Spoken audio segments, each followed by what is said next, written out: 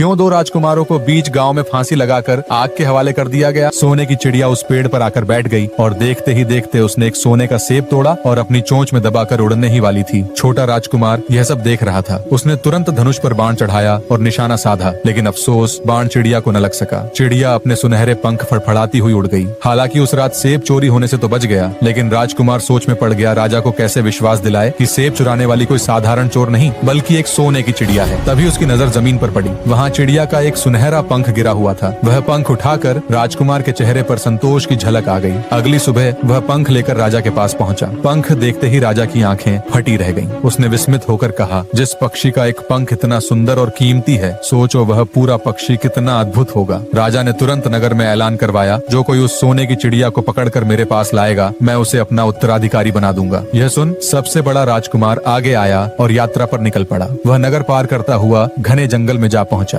कई दिन बीत गए और जंगल की कठिनाइयों के कारण उसे खाने को कुछ न मिला। वह भूख से व्याकुल हो रहा था। तभी उसने देखा एक लोमड़ी पेड़ के नीचे आराम कर रही थी। राजकुमार ने तुरंत धनुष ताना और उसे मारने ही वाला था कि लोमड़ी फुर्ती से उठ बैठी और बोली, राजकुमार मुझे मत मारो, मुझे पता है तुम सोने की चिड़िया की तलाश में हो। यदि मेरी बात मानोगे तो तुम्हारा काम आसान हो जाएगा। राजकुमार चौंका। लोमड़ी ने आगे कहा, इस रास्ते चलते जाओ, शाम होते ही तुम एक गाँव के चौराहे पर पहुँचोगे। वहाँ तुम्हें दो सराय दिखाई देंगी। एक सराय बहुत सजी धजी होगी, जहाँ नाच गाना और मनोरंजन के साधन मिलेंगे। दूसरी सराय साधारण सी होगी। याद रखना तुम्हें उस सजी धजी सराय में ही जाना है, तभी तुम्हारा काम आसानी से पूरा होगा। राजकुमार यह सुनकर ठहाका मारते हुए बोला, भाग यहाँ से, मुझे तेरी बेकार सलाह की जरूरत नहीं है। इतना कहकर उसने फिर से धनुष ताना, लेकिन चालाक लोमड़ी तुरंत भाग खड़ी हुई। इसके बाद बड़ा राजकुमार सफर पर आगे बढ़ा और शाम होते होते सचमुच गाँव के चौराहे पर पहुंचा। वहाँ उसे वही दो सराय दिखी, एक जगमगाती हुई, शोरगुल और मस्ती से भरी हुई और दूसरी सुनसान व सामान्य सी। राजकुमार सीधा सजी धजी सराय में चला गया। भीतर का नजारा इतना मनमोहक था कि वह कुछ ही देर में भूल गया कि वह यहाँ किस काम से आया है। उस सराय की रंगीनियों में जो भी जाता अपने उद्देश्य को भूलकर वहीं रम जाता। जब बड़े राजकुमार की कोई खबर न लौटी तो मंझला राजकुमार भी सोने की चिड़िया को पकड़ने के लिए निकल पड़ा। वह भी उसी जंगल से होकर गुजरा और उसी लोमड़ी से मिला। लोमड़ी ने वही सलाह दी, लेकिन मंझले राजकुमार ने भी उसकी बात पर ध्यान न दिया और अंततः उसी सजी धजी सराय में पहुंच गया। आगे की कहानी के लिए लाइक सब्सक्राइब कर अपना नाम कमेंट करें।